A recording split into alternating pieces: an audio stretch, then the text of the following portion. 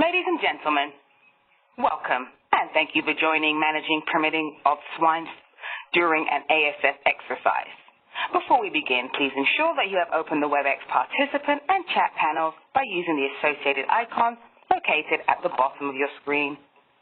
Please note all audio connections are muted at this time. You are welcome to submit written questions throughout the presentation, which will be addressed at the Q&A session of the webinar. To submit a written question, select All Panelists from the drop-down menu in the chat panel, then enter your question in the message box provided and send. If you require technical assistance, please send a chat to the event producer. With that, I'll turn the conference over to Liz Fernandez. Liz, please go ahead.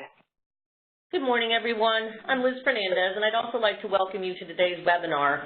Our speaker today is Dr. Fred Bourgeois. Dr. Bourgeois is a veterinarian with USDA APHIS, Vet Services, SCRS Natural Preparedness and Incident Coordination Staff, located in Lake Charles, Louisiana. Supports the veterinary services and state field operations in the development and utilization of EMRS for routine FAD and outbreak control activities, along with EMRS IT team, 3 EMRS staff specialists, and more than 30 network associates. And with that, I'm going to pass the webinar over to Dr. Bourgeois. Thank you, Liz, and thank you all for attending and giving us an opportunity this morning to share a little information with you about permitting swine and EMRS during this upcoming exercise. Start off and just mention that there's been a lot of work done. We've done, and had a lot of use of the permitting and the gateway with high path and in poultry. And we just recently started, using it with swine and doing some exercises with swine. But there's no magic here. It's just a way to move the information around, but there's a whole lot else that has to get accomplished to make this work. And there's still some things that need to be worked out, some different risk assessments, and it really depends on the disease we're dealing with, of how we're going to, handle that. So the system is not there to make any kind of decisions, to enforce any kind of rules. It's just to move the information. So there's still a lot that state animal health officials haven't that are working on. They don't have all the answers yet, but they're working on what they'll accept on different circumstances. So I just want to say that all we're doing here is using the system to move the information around. We're not going to enforce any rules. We're not going to, decide who moves and who doesn't move. I just want that to be made clear. And just to give a little background, we're going to be dealing with zones and control areas, and generally we have an infected zone right around the affected area. We have a buffer zone, and we have the control area is made up of that infected zone and a buffer zone together, and then we usually have a surveillance zone outside of that. And depending on the situation, disease, those may be circles, those may be polygons, they may comprise of larger areas like a county. So, but there's going to be a control area, and that's really what we're talking about today, is movement from that within or outside of that control area, not the rest of the state or the rest of the country. Really talking about permitted movement from control areas or into control areas. And there's different types of movements we'll talk about too.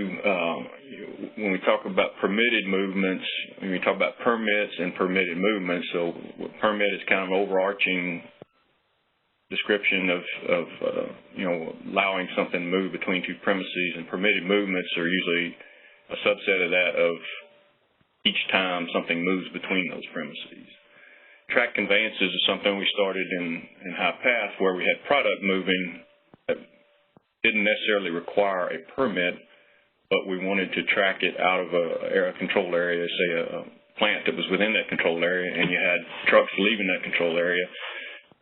States wanted to know that product was coming, but it doesn't necessarily require a permit because it's clean, healthy, affected product.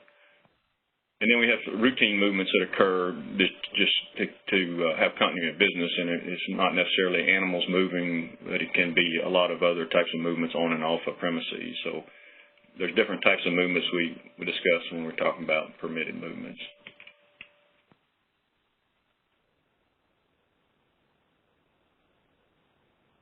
And so we also have, we'll talk about continuity. What we're primarily talking about today is continuity of business permits. So it's keeping clean, healthy animals moving down the road where they need to be so that we can maintain continuity of business. There's also some different types of permits that we do in an outbreak where we may have something very specific that's being permitted on or off of a premises.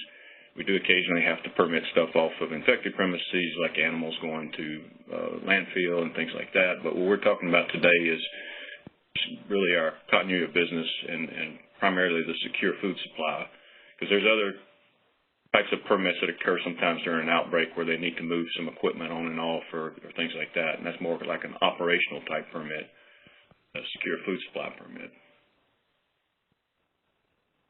And the basic elements, and this really, we've tried to apply these basic elements across all the different commodities, and we developed it primarily in the poultry, but it pretty much has the same information is needed across all commodities, and it's just, you know, are you moving into, out of a control area? What's the reason for the movement?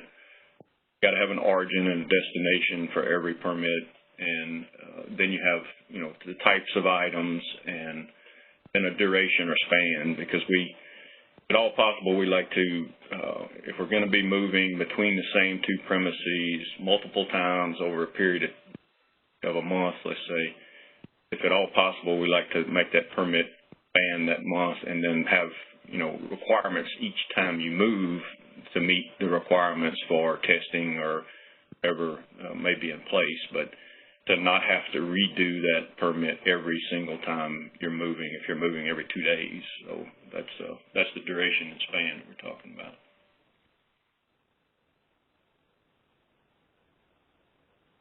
So that, again, getting back to the permit versus permitted movements, you know, we can have a one-to-one relationship. If we just have a single movement occurring, then you may apply for a permit and just say, you know, here's what I want to move and here's where I want to move it. And but maybe just like you're just moving gilts from a gilt development unit to the breeding farm. It's going to happen maybe one time during a period of a month. And so then that's just a single-to-single permit to permitted movement. But you may have also permits going from a single premises to multiple premises. So if you're sending, say, feeder pigs from a single farm to multiple finishers, those will be each their own permit, and those may have one or more movements associated to that permit in a period of a month. And then we could have things like, you know, one farm receiving feeder pigs and feed. And so those are two separate permits, and those probably will have multiple movements as well. So there's a lot of different combinations, but the basic thing here is one type of item moving between two premises versus if you have a different type of item, even if you're moving between those two premises, that's on a different permit because it's in a different classification and it may have different requirements.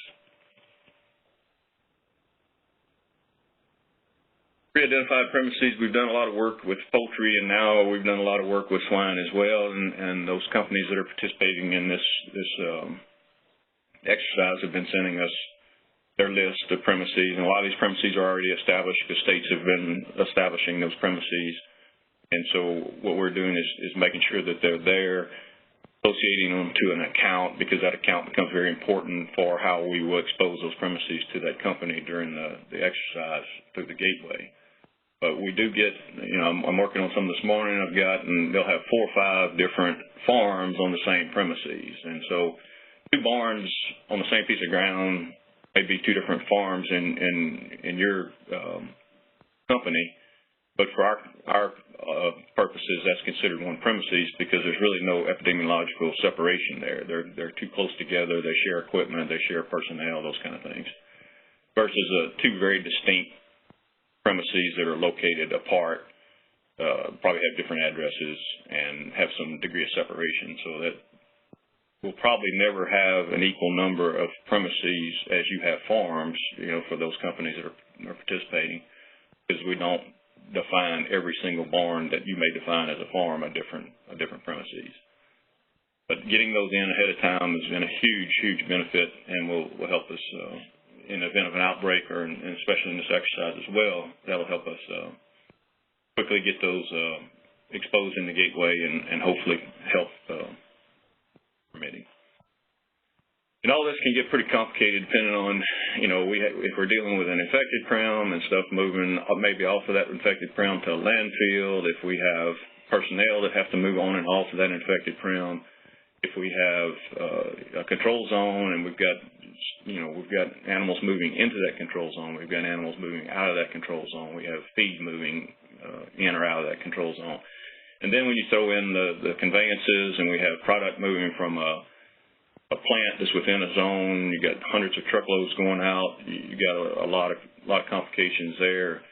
Then you start crossing state lines, and we start crossing authority and moving that information back and forth. So why we've tried to build the gateway and try to provide an opportunity for that information to move a little easier, because this thing can get really complicated fast.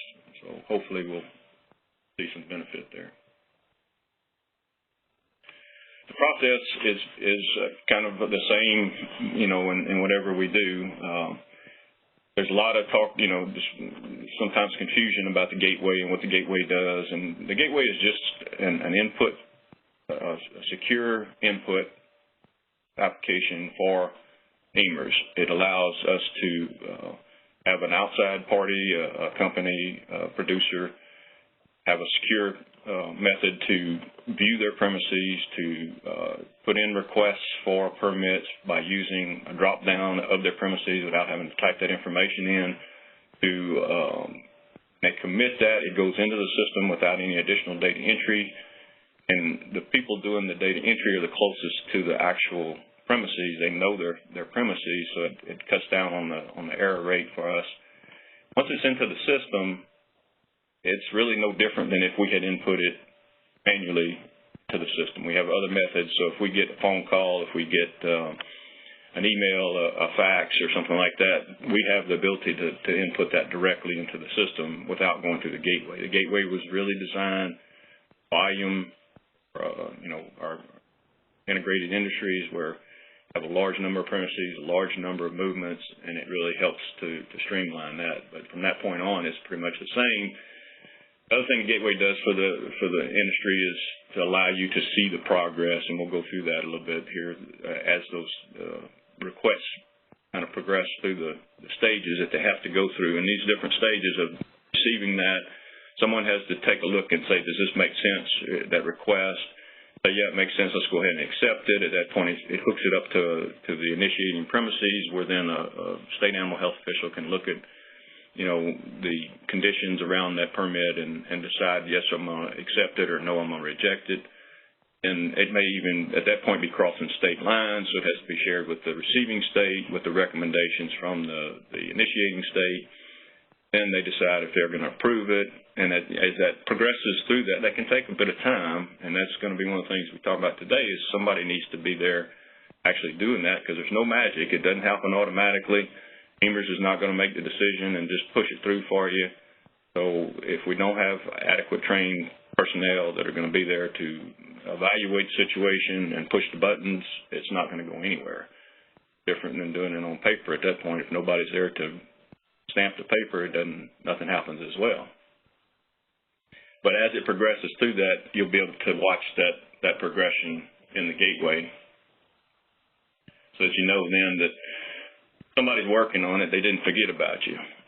There's a number of steps, and it's kind of a shared responsibility thing. The gateway is with the company that has their premises established, has a gateway account established. First step there would be to put in that permit request. And as soon as that's committed, boom, it's over in EMRS. It's there available for the initiating state to see. They then take a look at that, act on it. If they accept that request, it pushes it, like say, to a pending permit. See that in the gateway. Then they'll push it. If it's going across state lines, they'll share it with that other state. As they review, it actually shares it so that then they can see it. The other state will take a look at it, decide if they're going to approve it, because if they're the receiving state, they have the authority to approve or reject those animals moving into their state. And again, when that happens, you'll see it in the gateway, and you'll see that once you have an approved permit, then you'll have the ability to start adding movements against that approved permit. So you may apply for this permit, prior to completing all the requirements that you need for that movement, because in the essence of time, we want to give people a little time to make some decisions, and then they may make a decision that you're approved based on that you meet these certain criteria for testing or whatever other requirements they have.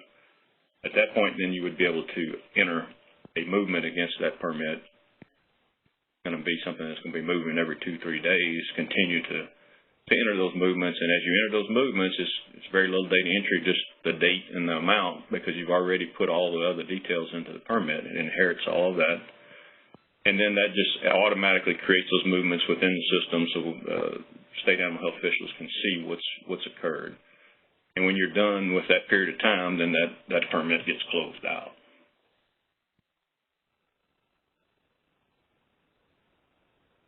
So I've begun to set up, we have a number of companies that have asked for access and have provided a list of their premises, and we're getting that set up, and I've already pushed a couple of these out. But when you get an email from me and with your link to log into the gateway, everything works. You should come in and you'll see a welcome page, and then you have several tabs there you can click on to see your user record and make sure we have your information correct.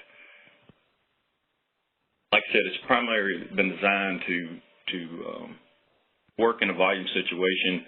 If we have a small outbreak and we have the time to set up, small producers, then it can work for them as well.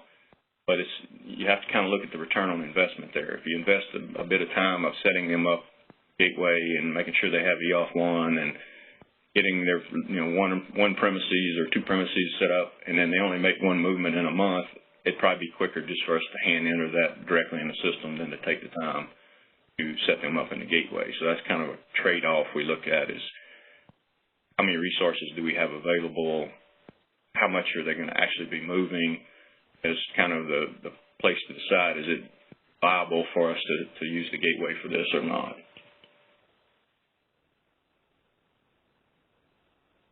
Once you're you gain access to your gateway account, then you'll click on the tab of approved premises, and you should see the premises that you own, for lack of a better word, that you have control over.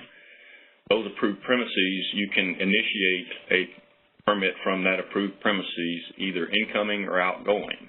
That becomes important because there's always an origin and destination, and you can only initiate a permit from a premises that you have in your approved premises list, because those are the ones that you should be creating the request for. But that said, and in that approved premises list, then we have a couple of views. One is status view. So one of the things we struggled with during high path was, are these prims in or out of a zone? Well, when we place a status on that prim inside of EMRS, it'll become available then to view in the gateway. So you would see that you were in a quarantine, that your premises was quarantined. You'd also see that it was in an infected zone. That would be available there. If we're messaging lab results, the LMS results tab would then show you messaged lab results as well for the last 30 days. So that gives you a little bit of insight onto keeping up with what's in the zone, what's out of the zone, any kind of test results that have been received as well. The address book is the other half of the origin and destination. So if you are receiving something and you will say, I have a new incoming permit, and you will pick one of your prims as the receiving prim, and then you'll pick a prim from your address book as the sending prim.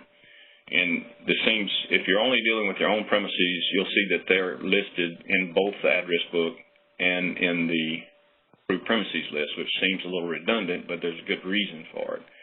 The reason is, if you don't own the premises, but you have the information for somewhere you're sending something or you're receiving something from, you can simply create an address book entry for that premises, and you use it for the other side of the permit. So you can say, I'm receiving from this out-of-state prim. I don't have access to that out-of-state prim, but I know their address and their information. So it allows you to go ahead and make that request, and then state that that prim is in will hook that up, basically. They'll make sure that prim exists. They'll establish that prim. So it allows you to continue to do business and put in requests even if you don't have that prim in your list of prims. But your own premises that you've supplied will apply, be in both lists, and that way you can move stuff between your premises without an issue. So some places we run, with High Pass, we had mail order hatcheries. They didn't know where they were sending stuff until they got their orders for that week. So they would put those in the address book and then be able to put in those requests. We don't have all the details worked out about how this will work at a slaughter plant or how it will work at a buying station, but that may also apply in somewhat if you're at a buying station. We may look at, instead of having each person try to apply for a permit that's going to send something to your buying station, maybe you can have someone centrally there put all those in, list those sending premises in your address book, and put those permits in and do that in a more of a bulk type thing at a concentration point. Address book is important. Permit request view, after you're in, you go and you can click on the permit request view, and you'll probably not have anything in your permit request view because I'll have just set you up, but I've got some in here just as an example. And the outgoing and ingoing, again, that's the important part, is are you going to be receiving or sending something? If you're sending it from your prims to another prim, then obviously that's just an outgoing. That makes sense. If you're a slaughter plant and you're going to do permit requests for all of your people that are bringing stuff in, then you would be incoming. And that becomes important because then if you're a point of concentration, you can then use some of the features in permit requests. I'll show you here. You'll fill out this permit request, and it takes a minute to you do the drop downs for your prims. You'll select what kind of items you're moving, all that type of thing. If you were, for instance, a slaughter plant and you were receiving, top hogs in your slaughter plant, you fill out the first one and you say, well, tomorrow I got 15 people bringing 15 loads or coming from different farms. You can do the first one, then hit copy, and it's going to copy everything except the origin. You'll select a different origin, copy. So it allows you to do very quick data entry if it's like items coming in or leaving a concentration point. So that's what the copy feature is about. Filling out the form is pretty simple as long as you've got your prims in and your address book populated. It's quite quick. If there's some specific information that you need to relay at the time, for instance, somebody says, oh, you've got to have your current biosecurity plan attached, then we do have the ability to make attachments to that request as well. Just like I was pointing out, we can enter these requests directly in the system if we get a phone call or something and that person's not in the gateway, doesn't have a gateway account, it's a single movement, then at that point we move those, we enter those right into EMRS right alongside the ones that are coming in from the gateway. They all get into the queue side by side. So that point can be handled the same. The gateway is just a one input method we can input directly. Well.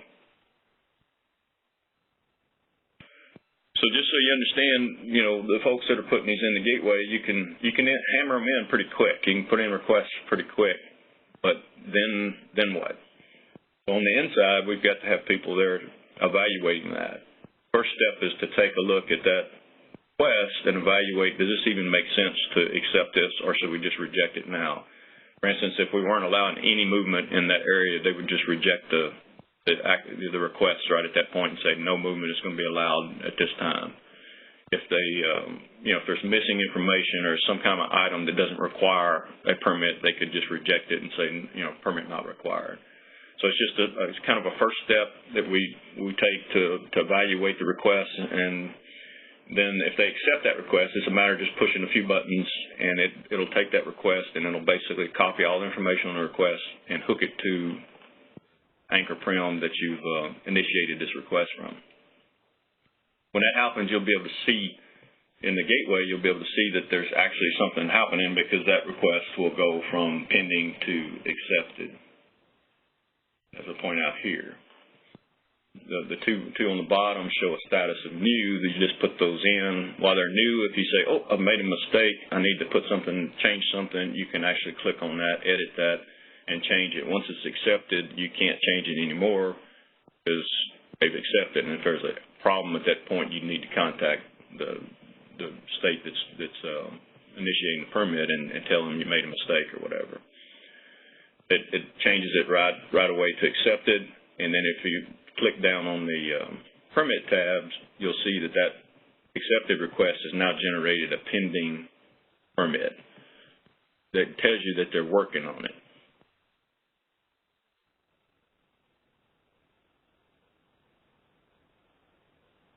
So the next step, if it's within the same state, the origin and destination are within the same state, then this step basically skipped.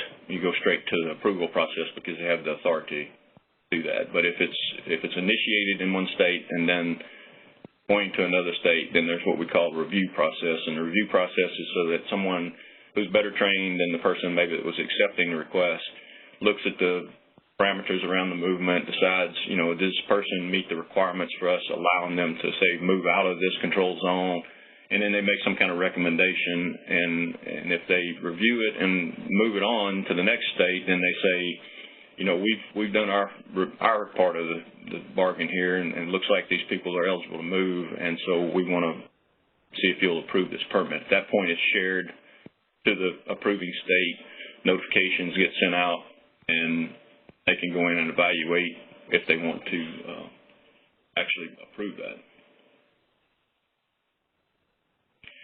And again, when that happens, as it goes through that review, from pending to review, that's going to change in the gateway for you to see that permit is now under review. Then it goes to the approval state. They take a look, decide if they want to approve it, push a few buttons, put in whatever their testing requirements may be. They can put in any kind of special additional requirements they would like, and then it moves on to the approved. And again, it does that. We also, in that part of that process is picking the template that will go with that, and it'll automatically generate PDF document for that permit. Then as movements are entered, it automatically generates a document for each of those movements that has the specifics of the date, the amount.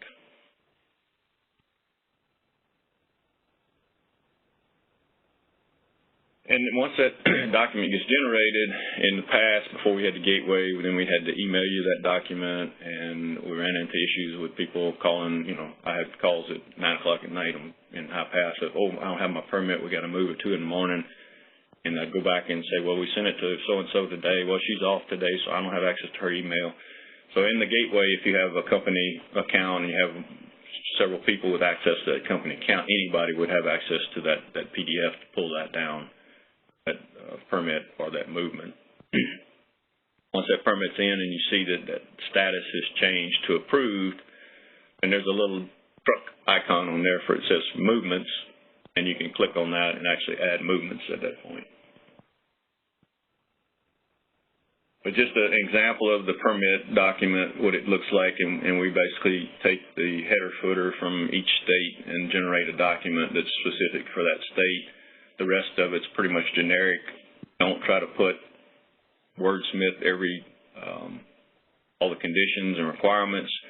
If a state has specific conditions they want to add differently, they can either establish that with you when you get your gateway account and say you understand that all of these are going to be under these conditions, and that way it's not have to be listed on every single permit, or they can actually take this document when it gets generated and detach it, add another page to it with their specifics and reattach it, and it then would be available for you as well in the gateway with those very specific additional appendum. Adding those movements, again, if we're moving multiple times over a period against that permit, all it's doing is asking you to add that movement. Tell us when you move something, tell us how much you move. So you just put the date, the amount, and then if there's any specific testing that's required, if we have results being messaged, you can actually associate those sessions to that movement so that we know the easy linkage there, that we know exactly which test results we're looking at and can very quickly review that. Also can have you list those test results in the, as far as accession numbers and dates so that we can look those up if they're not messaging. And as well, you can actually attach a copy of those test results. If you have them in your hand, you can attach those to that movement, and then it's very easy. If we're not messaging or it's, the lab is running behind getting messages or something like that, then you can actually attach those as proof at the time of movement. If there's any additional documents that's required by state at the time of the movement, then those can be attached to that movement as well, because that movement is specific for that one day. And as those things get generated against each permit, you'll have basically when you open that movement screen, you'll have a list of all movements against that permit over a period of time.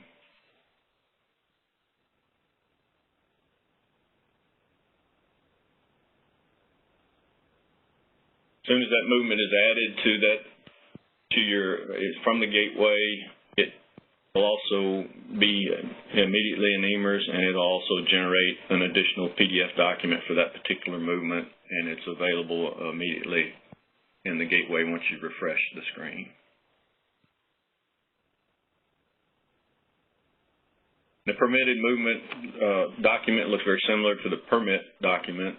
Permit document has kind of the overall, hey, it's going to be for this length of time, these are our general conditions, that type of thing. The permitted movement will have a very specific date and amount, not just a range of dates. It'll say this is the movement that occurred on this date and this was the amount on this date, because you may have different amounts of animals or whatever moving on different days over that time span of that permit. It lists those specifics and can also list specific test results as well.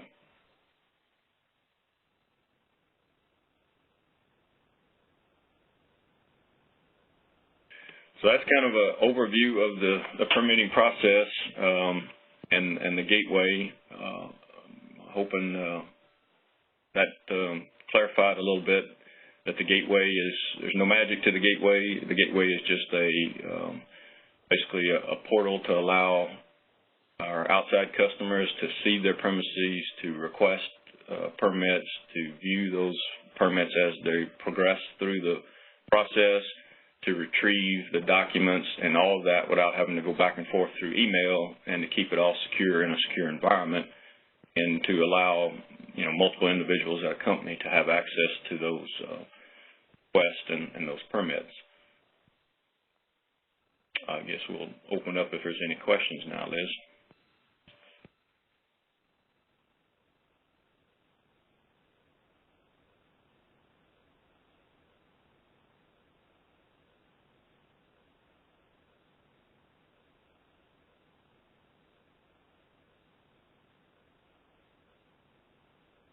Are you there, Liz? Ladies and gentlemen, if you have any verbal questions, please press #2 on your telephone keypad to get into the verbal question queue.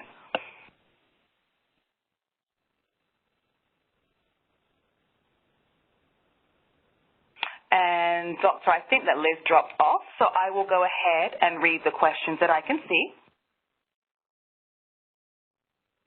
The first question is, what about a single source of feed moving on one delivery to multiple locations on the route?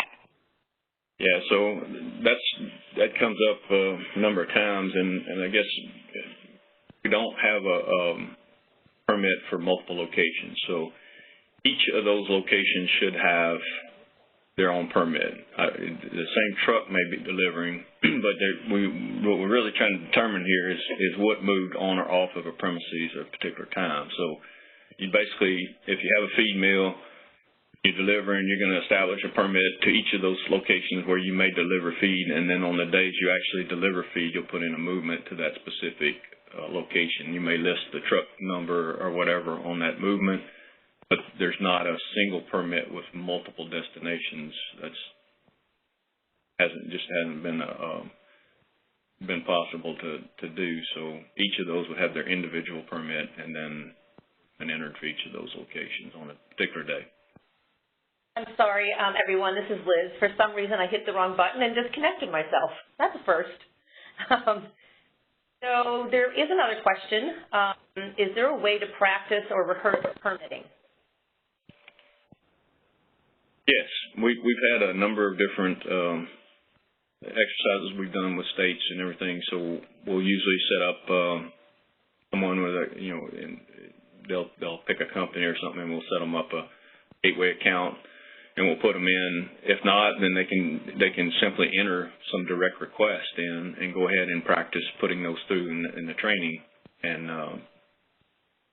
through the review and approval process. And we do this all the time with different states. We have training that we do and exercises we do.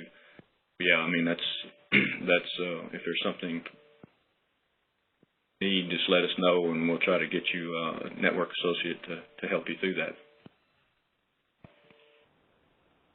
Do you have a couple of requests for to get a copy of the presentation? Yeah, that's no problem. Okay, I can do that once I get the list back from who's been attended. As long as I have their email on there, I'll go ahead and send it out then.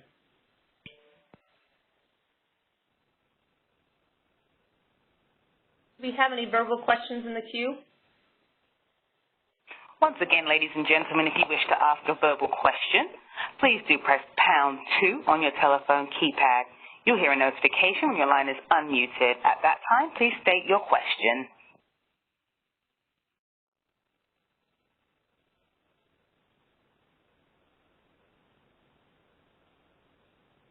Okay, and presently we do not have any more written questions. Oh, I have one that just came in. If we have a barn that gets approximately 50 loads of feed a week, will we have to submit 50 different movement requests for that location? Well, again, feed and how you permit feed or don't permit feed is really kind of up to the state you're in and how they want to handle that. So they're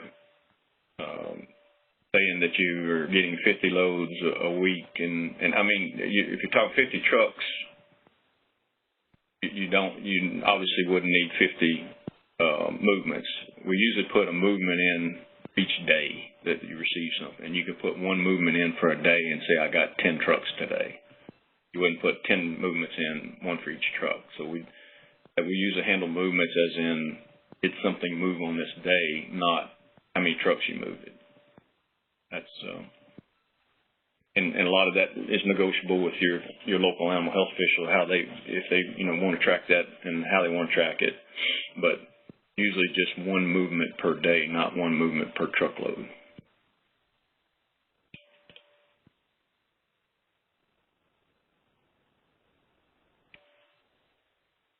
And there are currently no questions in the verbal queue. Once again, ladies and gentlemen, pressing #2 on your telephone keypad will enter you into the queue. I just want to say one other thing is, we've received a number of requests for the gateway access from the different companies that are participating, and I'm working on all those. We also have an outbreak been going on for 15 months in California, so we have a lot of things going on. I hope to get all those finished within the next couple of weeks. If for some reason you haven't heard from me at least 10 days in advance of the exercise, don't hesitate to contact me, but I'm working through them. I'll be in touch with each of you as we work through. I'll take them in the order received, try to get all these processed. But when you get them, you get the email from me, go ahead and log in, make sure you can log in and don't have any problems. But don't put any, you can play around and look at stuff and it's not a problem, but don't put any requests through until it's time for the exercise. Any questions, don't hesitate to contact us. All right, and there are currently no questions in the verbal queue. And we don't have any in the written queue either. I see one that says, regarding practicing or rehearsing movement permitting, would managing vesicular stomatitis or brucellosis quarantines through EMRS and the gateway you demonstrated be feasible? I mean, we do stuff with vesicular stomatitis and brucellosis, but not through the gateway. The gateway is strictly set up for permitting. Now, could there be some way to have a portal to do some of that, or to be able to see quarantines and all that, yes, but that's a very different animal than permitting. The gateway is specific for permitting. Wouldn't really apply to the sickle stone typhus and brucellosis.